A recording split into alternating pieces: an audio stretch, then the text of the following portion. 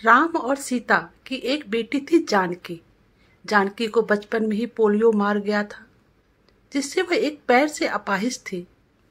सब लोग उसे दया की दृष्टि से देखते थे। वह अपने माँ बाप की बहुत लाडली थी। उसकी आंखों में कभी आंसू नहीं आने देते थे। जानकी अपाहिज जरूर थी, लेकिन सभी कामों में कुशल थी। स्कूल में भी वह सभी अध्यापकों की प्रिय थी। एक दिन सीता बोली, सुनो जी, जानकी की 11वीं पास हो गई है। हमारी बेटी दिव्यांग है, उसके लिए भी ऐसा ही लड़का ढूंढना पड़ेगा। लगता है उसकी शादी करने में बहुत मुश्किलें आएगी, इसलिए अभी से लड़का ढूंढना शुरू कर दो।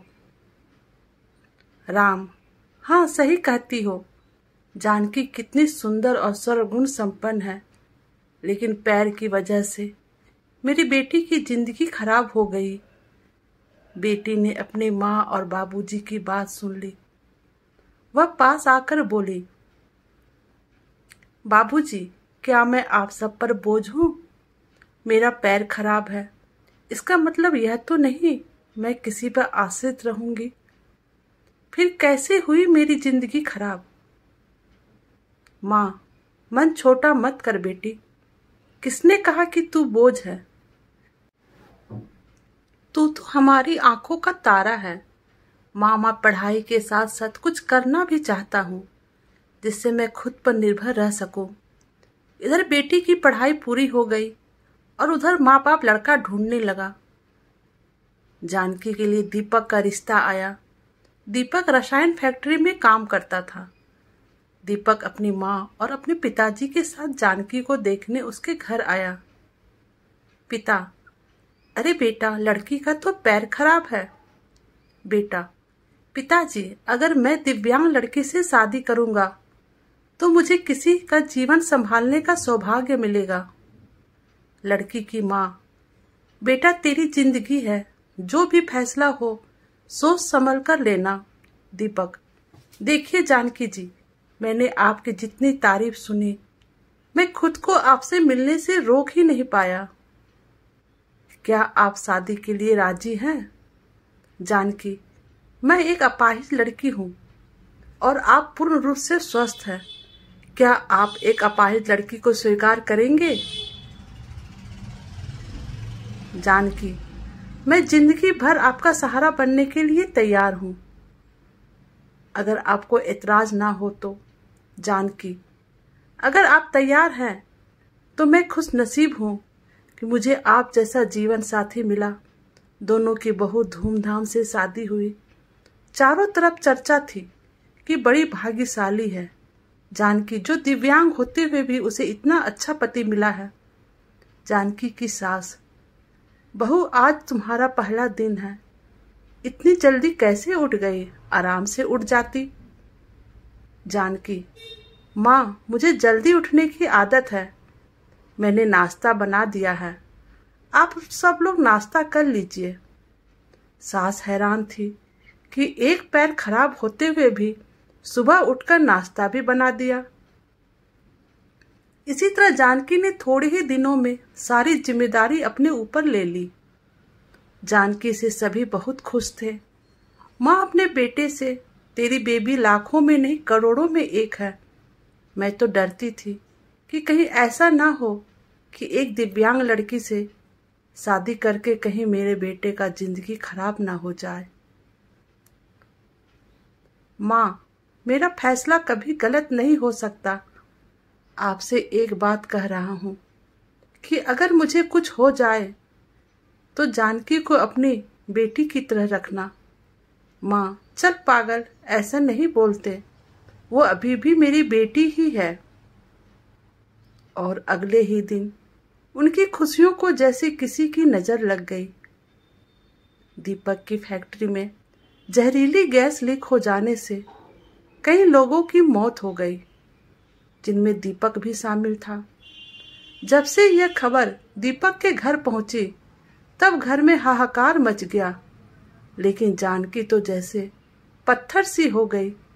वो खामोश थी, उनकी आंखों में आंसू नहीं थे।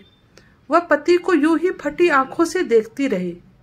कुछ औरतें ने उसे हिलाते हुए कहा, बहू रो ले, देख पति को वह मर गया है, अगर रोएगी नहीं तो पागल हो जाएगी, तो विधवा हो गई है। इस तरह की बातें सोचकर जानकी फूट फूट कर रोने लगी। रोते हुए बोली, उठो दीपक, आंखें खोलो, मैं अकेले किसके सहारे जीऊंगी? अभी तो मैंने तुम्हारे साथ कुछ ही दिन गुजारे थे, फिर मुझे अकेला छोड़कर क्यों चले गए? दीपक का अंतिम संस्कार हो गया और जानकी के अरमानों का भी। सास, अरे ये क्या बहू, सफेद साड़ी क्यों पहनी तुमने? माँ, सबने मुझे कहा कि मेरे जीवन के सब रंग पति के साथ ही चले गए, अब मुझे सफेद साड़ी ही पहननी है।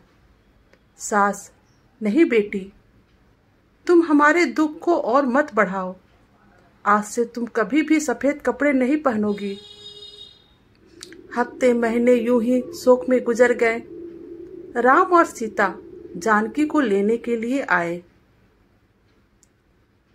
लड़की की माँ, मेरी बेटी का जीवन तबाह हो गया, पूरी जिंदगी अकेले कैसे काटेगी, इसलिए हम उसे अपने साथ ले जाना चाहते हैं। सास, देखिए समधन जी, जानकी कहीं नहीं जाएगी, आप उसकी शादी करके कर्तव्य मुक्त हो चुके हैं, लेकिन अब हमारे भाई कुछ कर्तव्य है। हमारी बहू हमारी बेटी बनकर हमारे पास ही रहेगी। ये कहते हुए सास ने जानकी को गले से लगा लिया। ससुर, हाँ समधी जी, रमा सही कह रही है, हम जानकी को आगे पढ़ाएंगे और किसी लायक बनाएंगे, आप चिंता मत करना, हम अपने जानकी को पलकों पर बैठाकर रखेंगे। जानकी, माँ, बापूजी इनके इकलौते बेटे थे, अब वो नहीं हैं, तो ऐसे में मैं इनको छोड़कर चला जाऊं, ये सही नहीं है। मैं इनके पास रहकर ही इनकी सेवा करूंगी। जानकी के माँ बाबूजी चले जाते हैं।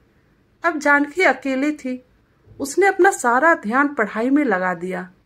ऐसे में उसकी मुलाकात आकाश से हुई, जो समय समय पर जानकी की पढ़ाई में मदद करता था। आकाश जानकी के ससुर के दोस्त का सबसे अच्छा बेटा था। उसका काम के सिलसिले में दीपक के पिता के पास आना जाना लगा रहता था। आकाश इंजीनियर था और बड़ा ही शालीन स्वभाव का संस्कारी लड़का था। चारों तरफ औरतें बातें बनाने लगी। एक औरत बोली, अरे देखो कैसी विधवा है, ये सफेद साड़ी नहीं पहनती, पति का जरा भी दुख नहीं। तो दूसरी बोली, बन सवर कर कॉलेज जाती है बेचारी, दीपक के माँ बापूजी का बुढ़ापा ही खराब है। तीसरी औरत ने कहा, पहले इस लड़के का घर में आना जाना ठीक था, लेकिन अब दीपक नहीं है तो इसे जवान विधवा बहू के घर नहीं आना चाहिए। लेकिन सविता को किसी बातों से कोई फर्क नहीं पड़ता था, क्योंकि उसके सास ससुर उसके साथ थे। सास जब इतनी अच्छी बहू के लिए लोगों के ये ताने सुनती तो वह तड़प उठती थी, रोने लगती थी। जानकी ने अपनी मेहनत से बीएड कर ली और विकलांग कोर्ट में एक शिक्षिका के रूप में नियुक्त हो गई। दीपक की माँ, सुनो दीपक के पापा, हमारी जानकी अब एक टीचर बन गई है, लोग न जाने उसे कैसे कैसे ताने देते हैं, हमें अब उसकी शादी कर देनी चाहिए। सही कह रही हो, विधवा है, अनाथ नहीं, जो लोगों की उल्टी सीधी बातें सुनेगी। हम अपनी बहू की शादी धूमधाम से करेंगे।